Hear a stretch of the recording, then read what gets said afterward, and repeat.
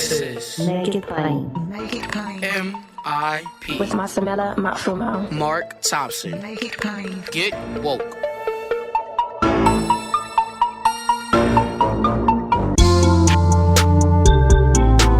God bless you. Get woke. Folks, MIP is now COVID-free, meaning free to all subscribers as we navigate this pandemic. We're thinking about everyone, and we've got to get through this together. So for a limited time, no fee to subscribe to Make It Plain on your favorite podcast app.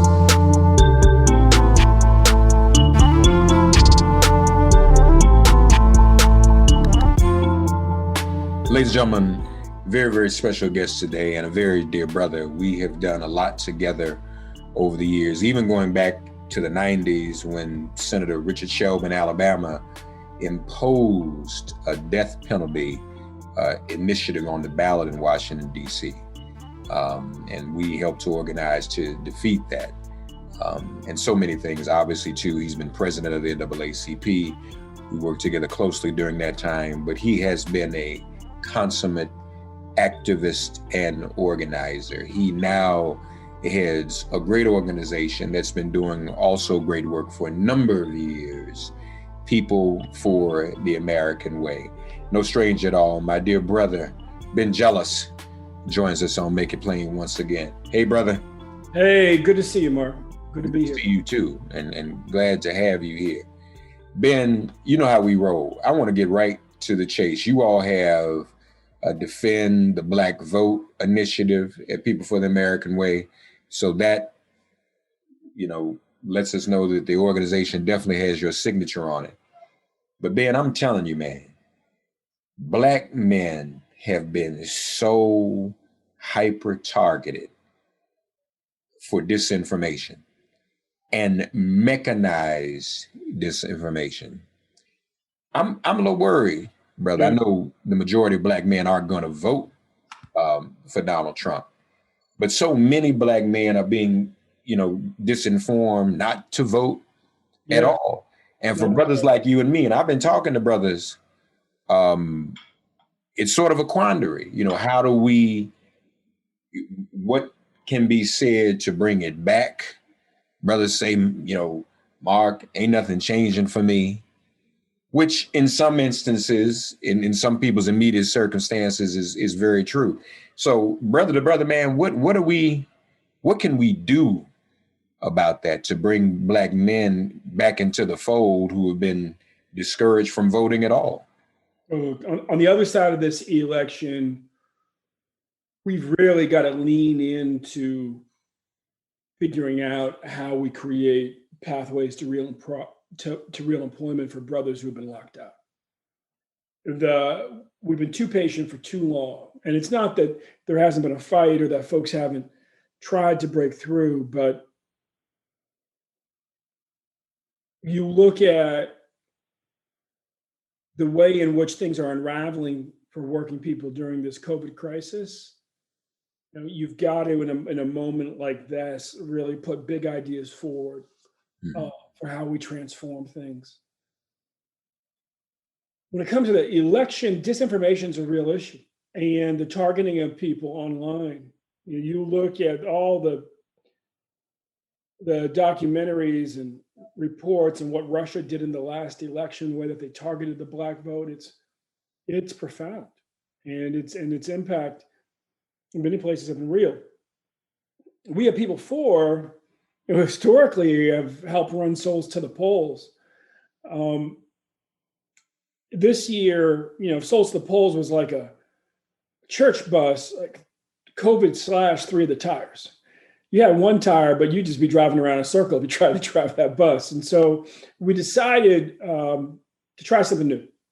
And the whole idea behind Defend the Black Vote is the best way to defend the Black vote, at least until the election, is to vote, is to turn out, is to override those who would seek to short circuit the vote in our community.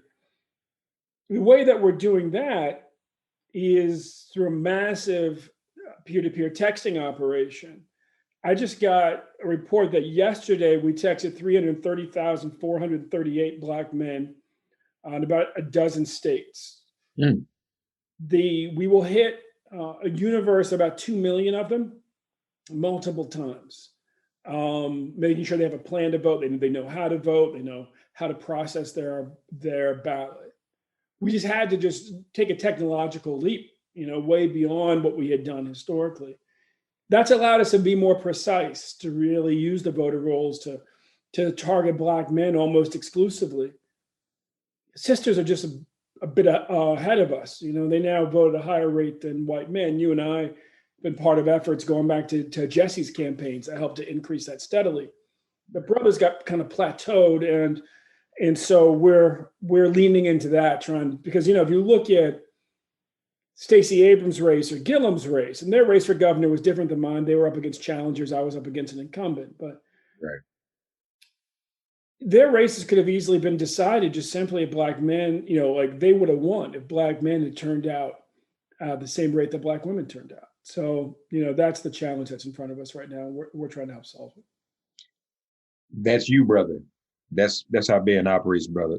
Folks with the technology, because that's really where it's at, and that's how people are communicating with one another, via their phones, via texting. So you're right, that peer-to-peer piece. A lot of people don't get that, but Ben Jealous has always gotten that. I tell people, y'all need to do what Ben Jealous does. Some folk don't listen and don't work out, but and I've done that over the years, Ben.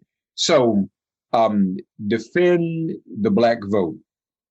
So it sounds like you all are actually going directly at voters that you've researched and found, and trying to be sure they're engaged. Is there any opportunity or mechanism for those voters to respond directly? We asked them a series of questions to elicit a response, make sure they have a plan. We also are calling through, like last night in Georgia, we called 80,000 Black men on the voter rolls to invite them onto a town hall, a teletown hall that we were running.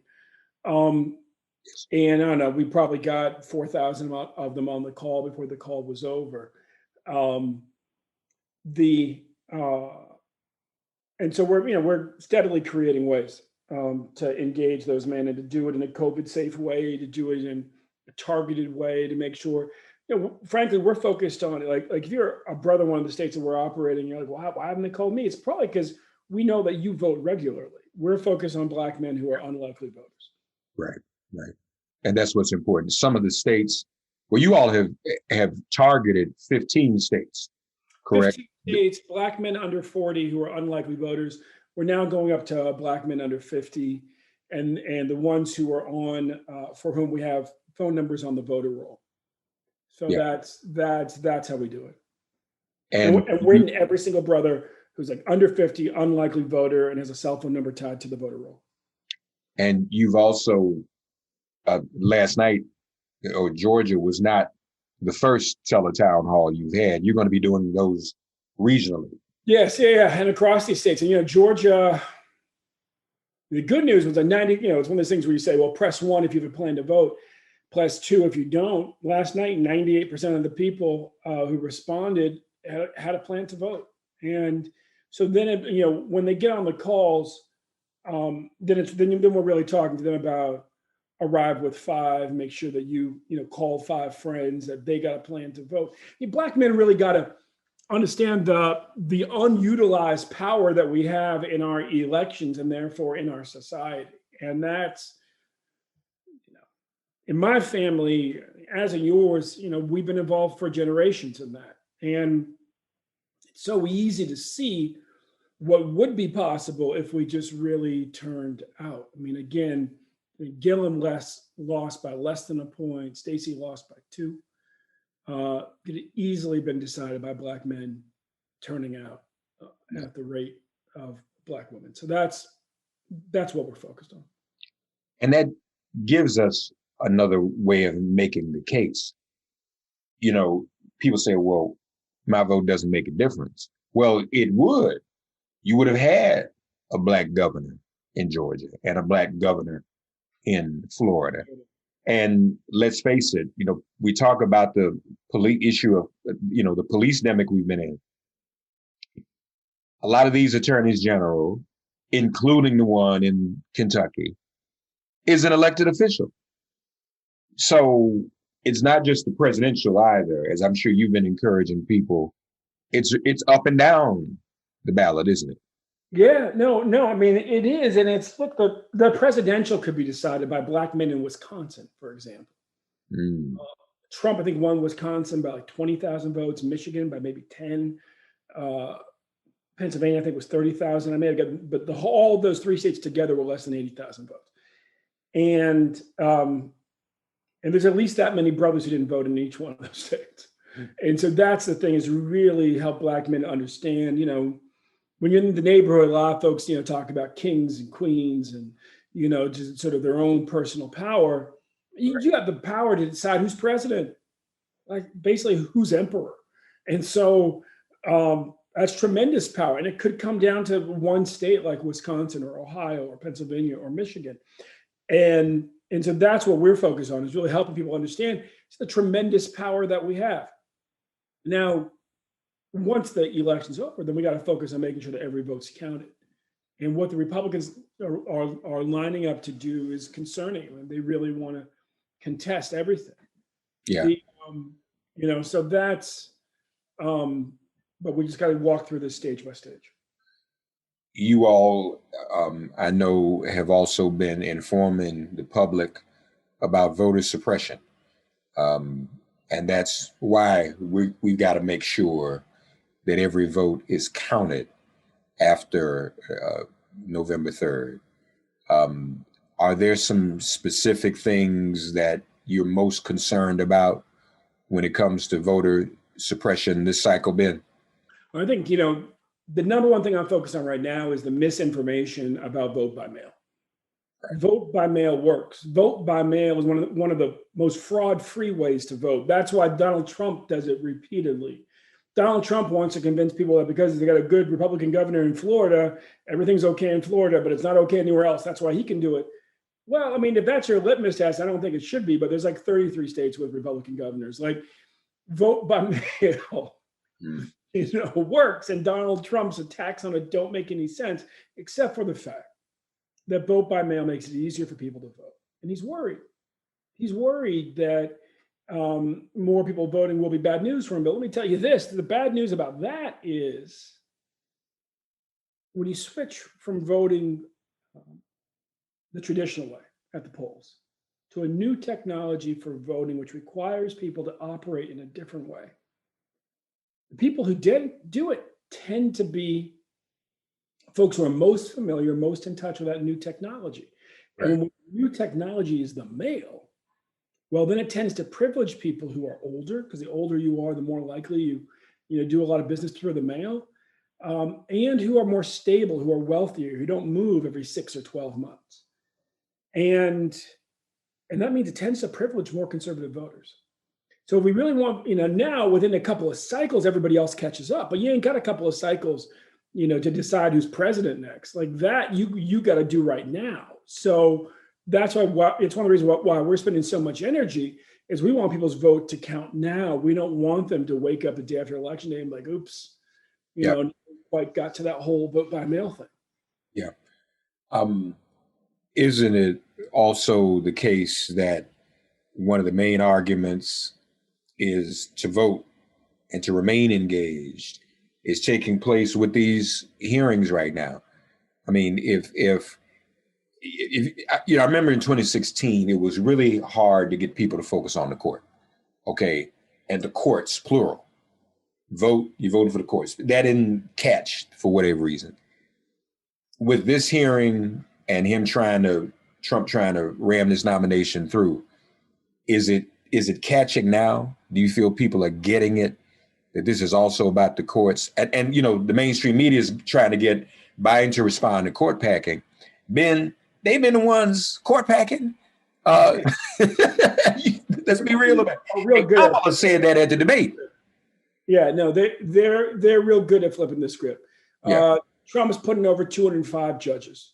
The way that this was possible was that Mitch McConnell bottlenecked Obama's appointments to the bench, made it very hard. So that the next president came in, had a massive kind of backlog of vacancies to fill, including on the Supreme Court, right? Where this time 4 years ago, they were saying, no, we can't push through a nominee. It's the last year of Obama, and we got to let the people's will be reflected. So it must be the next president. Then, of course, they won the presidency. So here we are. But now here we are. It's the last 6 months of a presidency. And in all of American history, when a vacancy has occurred, it's been 3 or 4 times, they've always allowed it to wait to the next election, after the election, after the inauguration. And they're violating every principle they espoused 4 years ago and pushing this through and just using their raw power to do it. And what we're talking about, folks, is what's absolutely at stake. You're like, well, what does it matter? What it matters is whether or not you have healthcare coverage. Mm-hmm. Because on November 10th, the reason that they're pushing this so hard, on November 10th, there is an argument on the future of the Affordable Care Act. Amy Coney Barrett has been clear that she is a foe of the Affordable Care Act. Donald Trump made a litmus test. I'm not going to nominate you if you can't assure me that you're going to destroy the Affordable Care Act. You destroy the Affordable Care Act, all of a sudden that 4-year-old, 25-year-old, adult child you're carrying your health insurance is off your health insurance. All of a sudden, if you have, if you're a cancer survivor, you got a chronic illness, you may lose your health insurance because they will get away coverage for pre-existing conditions. Well, Donald Trump issued an executive order. It doesn't matter. That's not law. Not like the law that they'll destroy. And so literally, in the middle of a health pandemic, they are pushing through a judge to strip health care from millions of Americans. And you know what? It cuts across every line: race, party, geography. This is just a profound attack on the healthcare of the American people writ large. Yeah, no question about it. Are you feeling that the Defend the Black Vote campaign is successful, and that you're reaching some of these Black men? And yeah, we see it from the responses. It's kind of incredible to get a report of a text campaign, because you literally just get thousands upon thousands upon thousands of responses from brothers, all over these 15 states, which are basically a crescent that essentially runs from Wisconsin to Louisiana, down the East Coast. And yeah, they're getting it. My hope is that our people take hope from the darkness. My grandma turns 104 a week after the election. Granddaughter of slaves. She literally descended to Thomas Jefferson's grandmother by her other grandchildren that were her slaves. And my grandma, was many things. She was a social worker. She trained a younger social worker named Barbara Mikulski. She worked for Planned Parenthood in the 40s. She's a third generation member of the NAACP. Helped Juanita Mitchell when she ran the branch in Baltimore. She's also a farm girl. And she would always say, look, you can learn a lot about politics from the natural world. One of those that's always darkest before the dawn. And it's in the black of that dark that you get up to prepare for the dawn, to do the hard work, to get ready for the hard work when the dawn comes. And that's what we need to be doing right now. We need to understand that, the Republicans are acting like Fox backed into a corner.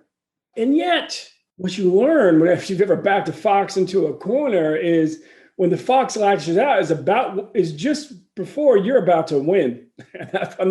Fox's whole world's about to change.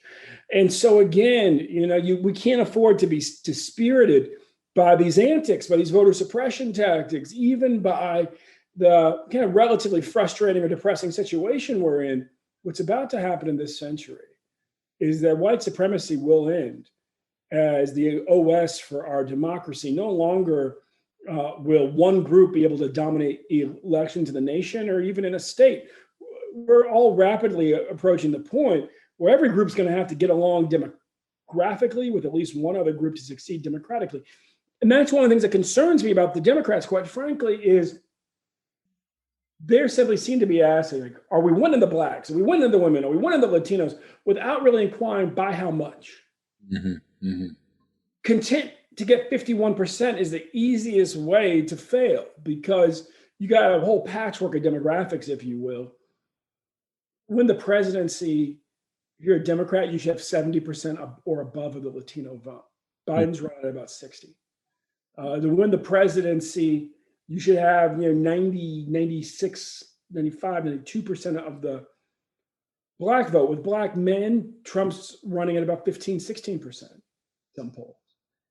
And that's a problem, because that means Biden's running like at 80, 82, 83, 84. What you see from Trump, who's been outspending Biden 10-1 on, for instance, Spanish language media, is that they have the mindset of a marketer, which says, who can I sell? And if you're the product, is again, who can I sell me to? Oh, well, I can sell it to this little group of Black men over here, and this, slightly larger group of Latinos over there, and then let's sell to all of them, as well as our core consumers. And so that's one mind shift that I would say Democrats need to make, is that we need to be aggressively seeking to sell to anybody who's buying, which means that you got to fight for swing votes, even amongst populations that you don't think of as swing voters, because they exist everywhere. That sounds like a 50-state strategy. Isn't that what we? Yes, it's a 50-state strategy, and it's a 50-state strategy, and it's a one-person, one-vote strategy, right? It's a and ultimately, you look right now. I mean, Democrats could be winning in Mississippi. We might eke out something in South Carolina when you look at the Senate, and it's a reminder. There's a lot of states that, like, again, the conventional wisdom says are not competitive. They're more competitive than we realize. Imagine if Mike Espy had $20 million more than he has right now, or Jamie Harrison. But folks wanted to convince themselves that those states were unwinnable until, here we are, we're 3 weeks out, and people think, well, maybe we might be able to win. And they're more winnable, I mean, just to be frank about it, than Kentucky is at this moment. I mean, nothing's guaranteed, but Mike's numbers look better than the Kentucky numbers look. Right. So we should be helping Mike. I talked to Mike, and he said, Mark, I just need 3 to 4 more % of the white vote I had, or he had, when he took it to a runoff a couple of years ago. And so Mike's thinking, which is not illogical, it was the white college student voters in Mississippi, at Ole Miss and the other schools, who got that flag that we've been trying to get down for a century. They got it down in 2 weeks after George Floyd, because of who they are and because of their status and privilege. And because Mike's like, if I can get them to vote for me the way they moved on that flag, and Cindy Hyde-Smith is nothing but Confederate Cindy, it'd be a different ballgame. But you're right. You need that money. You need something to get that done. Yeah, no, that's exactly right. To be able to communicate and to convince people. And it's, having run a statewide race, I got to the end of my race, and, but for $10 million. I mean, that's what it came down to. That was the DGA's assessment in July. That was our assessment in October. Is that we were $10 million short of what we need. People are like, well, why is it so important? Because it's television that allows people to get to know you, to understand you. And when you're up against an incumbent, then you can't get to 75% of the people and win. You got to get to 100% of the people. Because the incumbents have way higher name rec than any challenger. And they can, a Hogan in Maryland's at 100%, Senator Hyde-Smith's probably at 100% in Mississippi. So you got to, getting to that last 25% of the electorate is super expensive, because they are the lowest information voters, and they just, you're not going to reach them for the nightly news. You got to find them, you got to advertise everywhere to find them. Yeah. And do what you're doing now in terms of the direct outreach. Well, since you brought it up a couple times, Ben, folks, you all will recall Ben Jealous did run for governor of Maryland. Would you do that again? I think I'll run again at some point. I got to tell you, man, I'm a single dad, so I got like an 8-year-old and a 14-year-old, and you know what that's like. Yeah. Like you've got to constantly be asking yourself, not only do I have it in me, but do my kids have it in them, and are we all going to be okay on the other side? Yeah. My son's generally been opposed since the last election, but the other day a poll came out that showed me leading here in Maryland in the horse race for the Democratic nominee for governor. I mean, it's way early. Nobody's declared. It's all right. conjecture. And I said, well, what do you think? You think Dad should think about running again? He said, well, you're working so hard as it is. Maybe you should. Yes, sir. My son's so funny. I mean, it's interesting. That's why we got to fight so hard for our sons and for Black men and Black women and our girls. That's why defend the Black vote's so important, because like all of these kids, right? I mean, they are gifts from God. They got their own conversation going on. The whole question is ultimately, are we creating a better world for them? Are we cultivating their talents? I'll just tell you like a little dad moment. So taking my son the other night to the go-kart track. Okay. And he's super excited. And I'm like, so, do I win Father of the Year for figuring this out tonight? And he says, nah, because it's Parent of the Year. And I said, oh, I didn't realize it was a competition. I thought I was giving you an easy one. He's like, oh, don't worry about it, Dad. Everybody gets a participation prize. And I was like, wait, when the 8-year-old is clowning participation trophies, like, who actually wants a participation trophy? Like the 8-year-old's clowning. That's wonderful. That's a wonderful story. Well, I'm glad the kids are doing well. Before we go, then why don't we do this? Let's imagine that our listening audience right now is going to hear from the Defend the Black Vote campaign, People for the American Way. Walk us through the contact, the questions you ask, as if people are receiving a text from you right now.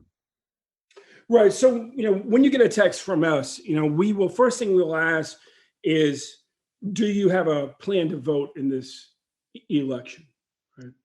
It's a way to both remind you that you need to vote, what the date is, Tuesday, November 3rd, all that, and then to make sure that you have a plan. Some folks will respond to that, like, why should I vote? And then the question that'll come back to that will be, what's the most important issue to you? And they will then say education, et cetera. And then we'll ask, then we'll respond to, well, that's exactly why you should vote. Do you need, have you requested your ballot? They'll respond to that yes or no. If they say yes, then we say, thank you, please remember to follow it out. And they go on a list to contact in a week or two to make sure that they follow it out. If they say no, then we give them information on how to request their ballot in their state. So it's that type of colloquy back and forth. What I'd say is this, man. If we take a lesson from John Lewis, is that sometimes voting is harder than others. And no matter how hard it is, we just have to go vote. No matter what the threat is, we just have to go vote. There's too much at stake. And this election actually is the most important election. Maybe some of the other ones weren't. I don't know. But I can't imagine an election with more at stake at this one. You look at, the winds that are blowing, the cold winds through our community, COVID, the recession, police brutality, climate change. Climate change. I mean, these young folks, man, when you peel back all the other concerns, they're worried, and rightfully so, about the future of the planet. And all of those are at stake in this election in a profound way. Yes, sir.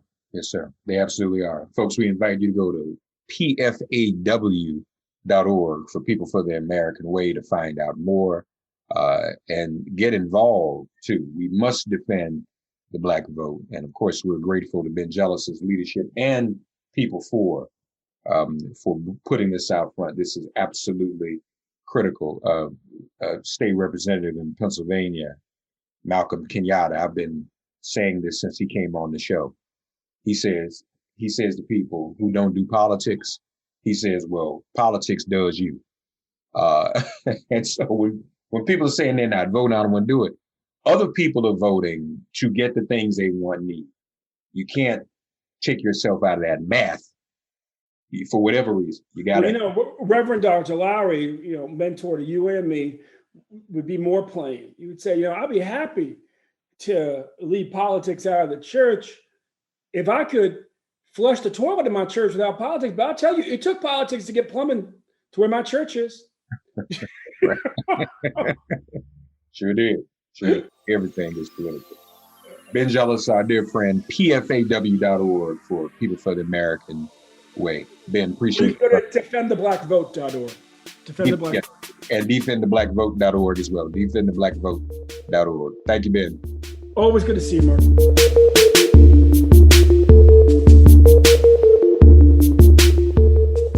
Folks, very special guest on Make It Plain. Actually, and Make It Plain itself is really a guest of his, so to speak. As obviously many of you are aware, MIP for over a year now has existed as a part of DCP Entertainment. So MIP is on DCP. And DCP is chief executive officered by a very dynamic young man. We met several years ago when we were at the facility. He has started and built and is maintaining his own company, which is DCP. And he invited MIP to be a part of that family. But not only has he been running the company and supporting our show, if you haven't heard already, he developed and produced and curated another podcast at DCP Entertainment. He traveled around the country. And the name, I think, speaks for itself when you hear it. Say their name. Some of you may recall when I was emceeing the March on Washington, we ran out of time for every family that has lost a loved one to speak. And you should watch them, tell them, frankly, some of them got mad at me. And I said, this is the problem, that too many families have lost loved ones to police violence, that there's not enough time on one platform. But what Chris Colbert has done is give these families some time on this platform. And the good thing about podcasts is that it lives here. So it'll always be there for people to refer to get the facts, get the history, get the story. So say their name, Chris Colbert of DCP Entertainment joins us here on Make It Plain. Hey, brother. Hey, Mark, thank you. That was a beautiful introduction. And I think you really touched on the real spirit of what we're trying to do with this. Because I remember watching you giving, that March on Washington speech. You're trying to have those families come up there. And I knew it was going to happen because we're going to run into the same thing with our program, that you just can't get to all the names. But I appreciate the work that you have done, fighting for years for these families. And we hope to continue that work with this program. Well, and just to say a word further about you, Chris, I mean, running a company and keeping all this afloat is enough. But then the way in which you took this project on and shepherded it and have made it a priority says a lot about you. You probably could have assigned it to someone else, but you did this, and it speaks to, I believe, your commitment and your empathy, for what has happened to these families. So I commend you for that. No, thank you. And I have to give credit as well to Adell Coleman, our chief content officer here at DCP. We both actually had this idea separate of each other back in before 2018. But in 2018, when we came together with this company here at DCP, we decided this was going to be a major priority for us. And it took us a couple years to finally get this project out and into the world. But that was partially because we wanted to take our time to make sure we did this in a responsible kind of way. So I can't take all the credit myself, but I do appreciate you saying that, because it is very near and dear to me on so many reasons. For so many reasons outside of just being Black, I just care about individuals. But again, being a Black individual myself, these stories are reflected within my own family stories of encounters with the police and things like that. And so I think it's important that we let these families tell their own story, control their own narrative in a way they haven't been able to before. And I think we would all be intellectually dishonest if we did not acknowledge that mainstream media covers these stories up for a certain time, Chris. and then we hear nothing about them. And some of the people, one of the earliest cases I was involved in when I was younger than you are now, compared to me, was the Archie Elliott case in Maryland. And we don't hear any more about that case. We don't hear his mother, Dorothy's voice on mainstream media anymore. It's like it goes away. And then the cases we're hearing about today, in a few years, there'll be something else that happens that overshadows those. So this to me is a living gospel of, these individuals who walked the earth and lost their lives. Well, to the point that you just made, using Artie Elliott as the case, that situation happened in 1993, and you all had been and have been fighting for justice since then. And there has now just been a recent case with William Green in the PG County, Maryland, DC area, same area that Artie Elliott was in, that was very similar. Both cases were an individual who was unarmed, handcuffed in a police car when they were shot. And this new case with William Green has been settled. This officer has been charged. Meanwhile, Artie Elliott from back in 1993, there still hasn't been any charges brought against the officers or any settlement made with the family. So it shows that, though there's some improvements being made, we still need to look back at these families who have been impacted before, because they're still fighting for some kind of justice. And we hope to be able to help tell those stories through them speaking about what they've been through. And I think a major piece of this, which you also touched on, is, as we go through this, allowing the families to talk about the ongoing court battles, the financial burden, the mental struggles, emotional struggles that they've been through, to truly understand the day-to-day that they go through, and to be able to empathize and hopefully then be able to get our call to action to how you can, particularly as citizens, help, and then also looking at the big picture of the greater system as a whole, policing, judicial, the media, and how that needs to change to be able to stop these from happening and to get accountability in the future. And folks, Chris Colbert did good old-fashioned gumshoe journalism. He did not call people on the phone. He went to visit these families, correct?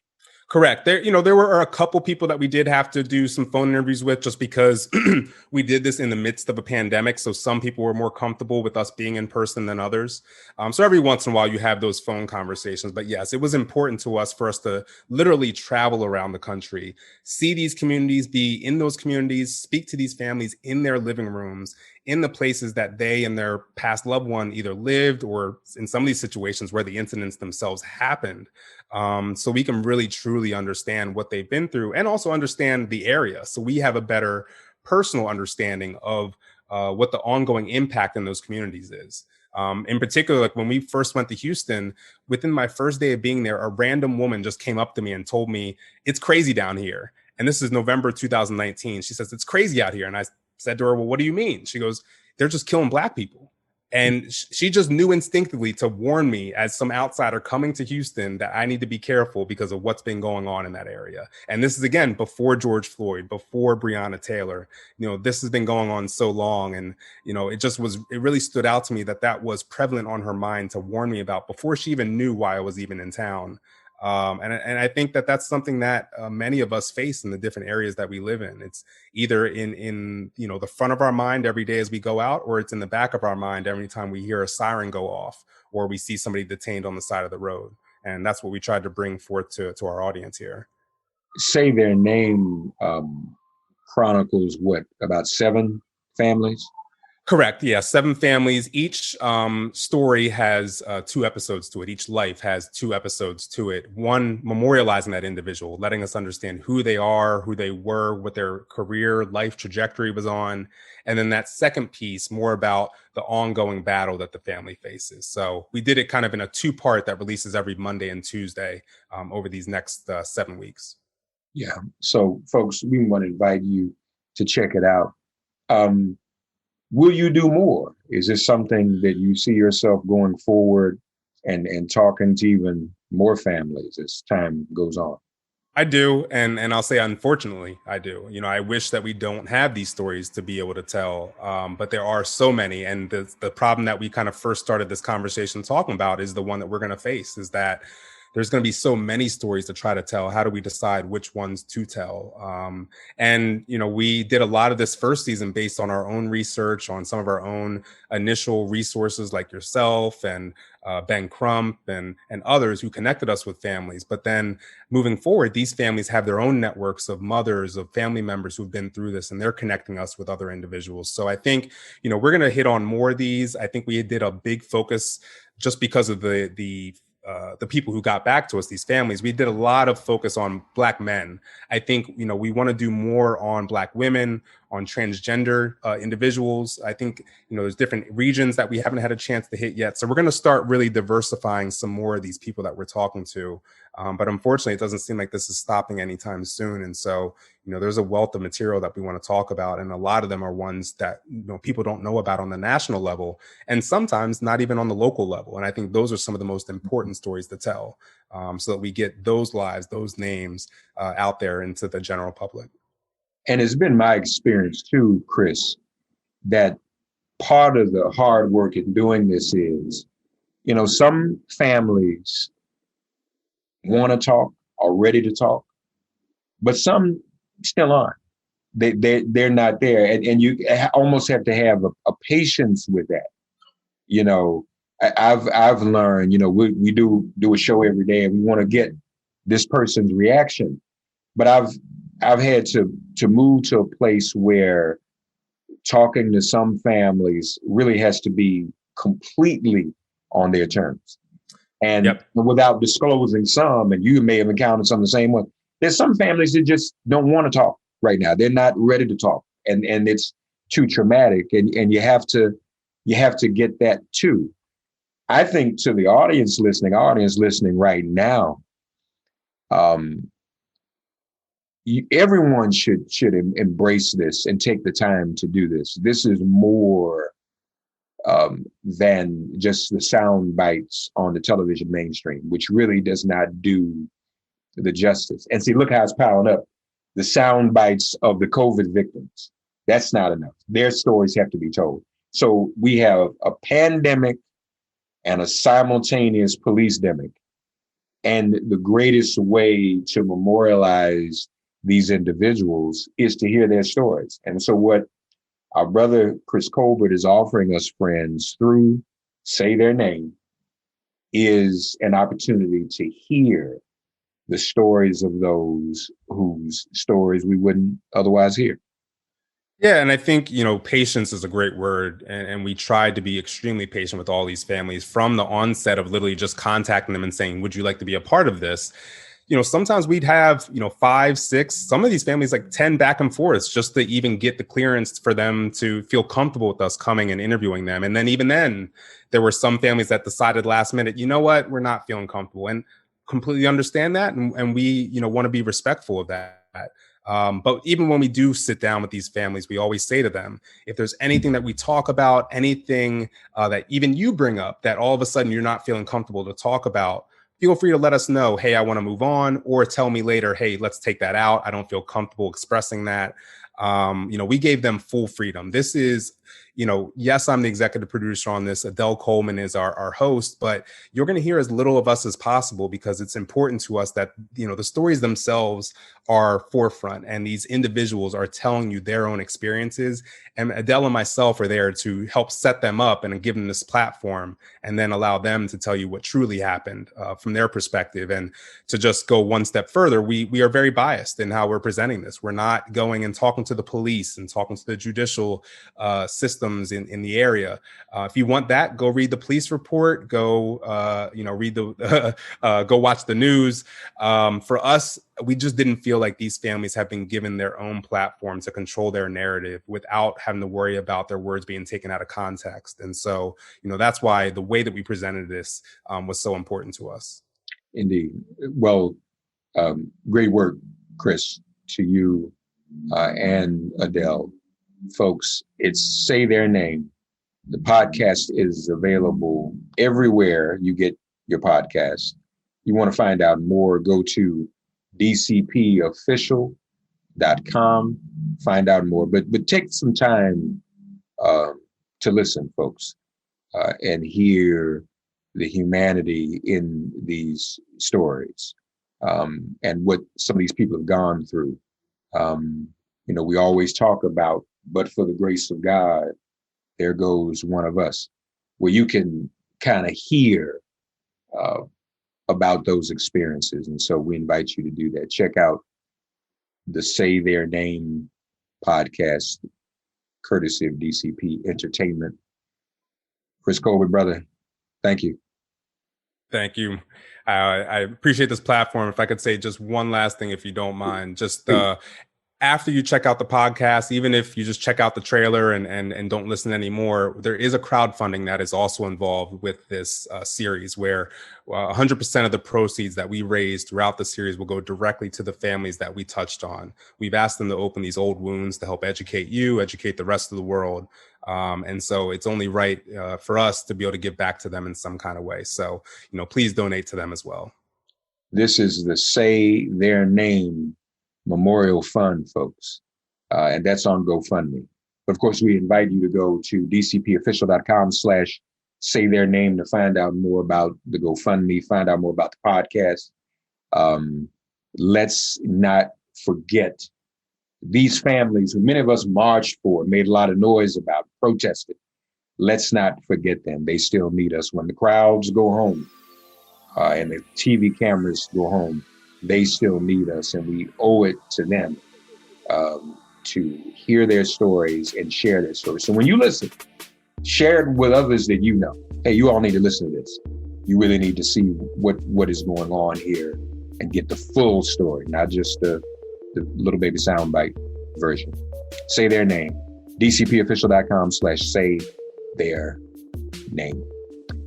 Thank you, Chris. Thank you. Folks, it's been 25 years since the historic Million Man March. We're commemorating those 25 years. Love to have you join us Wednesday night, Thursday night, Friday night. Go to millionmanmarch25.com to get more information and invite the men in your life, your fathers, your sons, your uncles, your brethren. Long live the spirit of the Million Man March.